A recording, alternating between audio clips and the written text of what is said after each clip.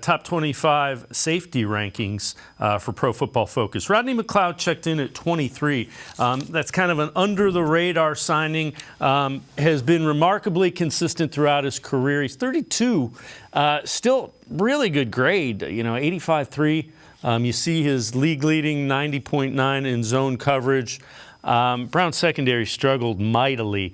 Now, interestingly enough, the guy that the Browns signed, Juan Thornhill, not in the top 25, and Juan Thornhill did take notice of that. No disrespect to anyone on the list, but there aren't 32 safeties better than I am. You see, Derwin James was ranked number 1. So, again, a safety, a secondary guy, he's got to have that kind of attitude. How good is Juan Thornhill? Player. I think this is an interesting spot where, and I'm not saying either person is correct or either group is correct, where at PFF, a lot of us take on some of these rankings articles. I'm kind of the proponent of, I'm trying to be as forecasting as possible, as future and forward-looking as I can be, and saying, who's going to be the best players going forward.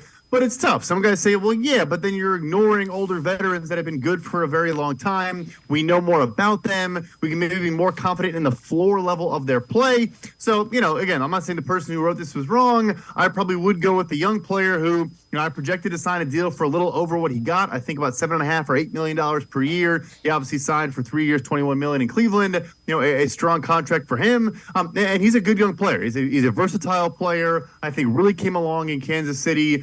And got a lot of trust from that defensive coaching staff as time went on to become a full-time player surrounded last year by young guys. I mean, it sounds funny. He was one of the older players in that secondary last year, and I think showed leadership ability and things he can transfer over to Cleveland that could go a long way. Both those guys starting quality corners in your estimation? Or, I'm sorry, safeties?